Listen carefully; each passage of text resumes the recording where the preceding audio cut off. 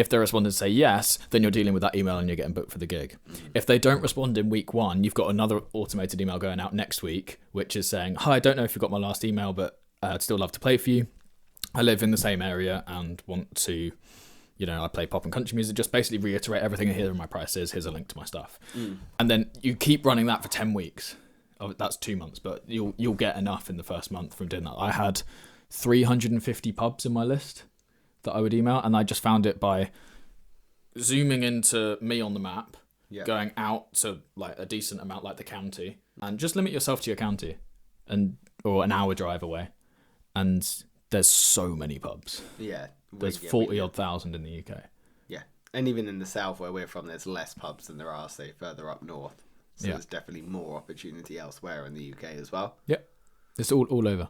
So, I've got gigs in Cornwall, and I've got gigs in Tunbridge Wells, and I've got gigs in Brighton, and I've had gigs in Worthing, and I've had gigs all over the south. So Cornwall was a 6-hour drive from here. Everywhere else is about an hour to hour and a half drive from where we are currently. Pick up the Bourne. Yeah.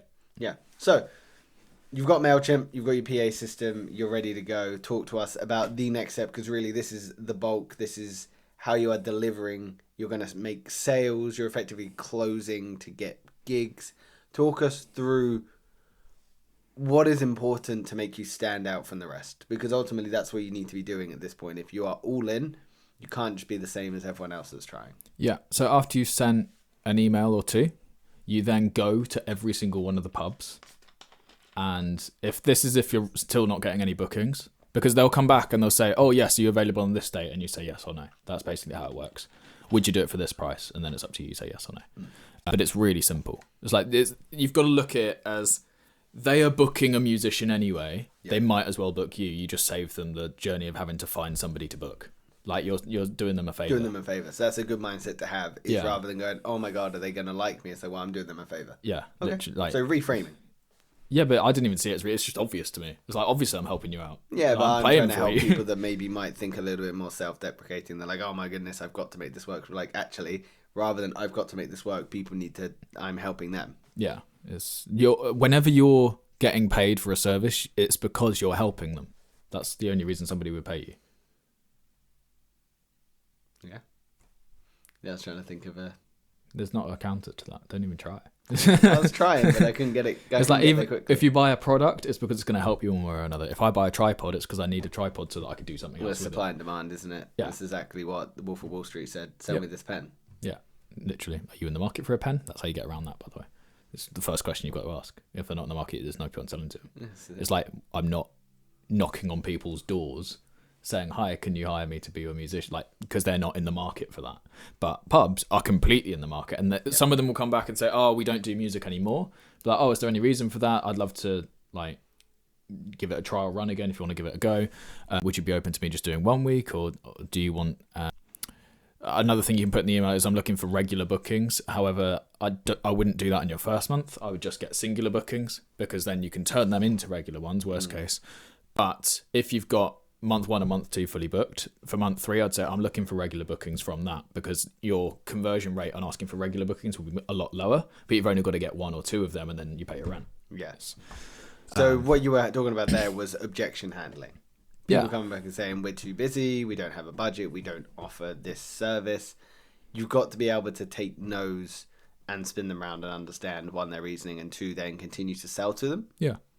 Are you good at objection handling, you yourself? I think so. But it all comes from everything that's good in my life comes from not caring. It's like, if somebody says no, I don't care. Do you not care because you're detached from the outcome? Or do you not care because it doesn't impact you? Where does that not caring come from? Because it's something I struggle with. Not when it comes to, I struggle with you, Will.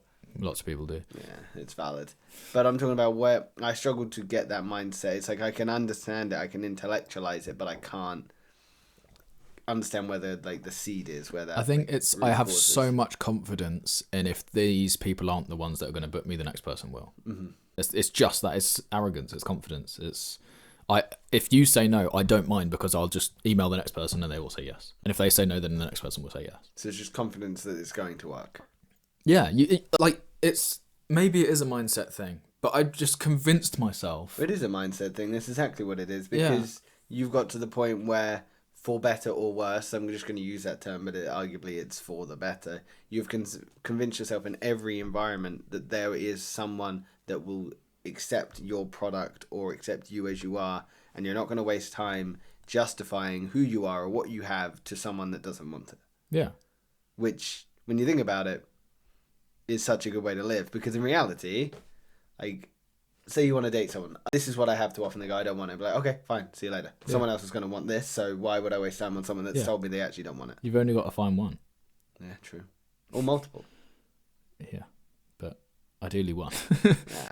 Mix it up. One is better than two. But 3 is better than 1. Just one. Oh, okay. One's fine. Just one that you can... These are the mistakes I've been making. Yeah, you should lead a dating podcast as well. I should. Call it, I don't know, Gangbang Gurus or something. Absolutely not. Veto that idea. Right now, hard no. Moving on. A hard no. The Gangbang got you going. No, that's the name of the podcast. Hard no. Hard no. The hard sell. Giggity. Cool. So, objection handling. Why is professionalism important then when you're trying to do this? So, you've reached out to people via email. You've gone to them physically to put yourself in front of them. How do you orientate yourself in that process? So, how do you engage with people? Just be I've been really friendly through all of my emails. Like, I think your personality is important because they want to know that they're talking to a person and not a computer. Yeah. And especially now with AI, I don't know how many pubs even have looked into this, but it's like, it's so easy to get AI just to write an email for you. So even if you get AI to write your email, re-edit it and like add in human elements. Like sometimes you can go in and deliberately remove a capital letter at the start of a sentence and just put in a lowercase one just because it looks like a human's typed it then. Interesting. I always put a smiley face at the end of my things, say all the best, Will, and then smiley face, just because it's friendly. And then if they talk to me on the phone, they'll hear in my voice that like I'm a happy chappy. They hear that you've got a smiley face. Yeah, that's it. And just, always be respectful, always be polite. Like, they've taken time out of their day to respond to your email and you're just asking them for money at the end of the day.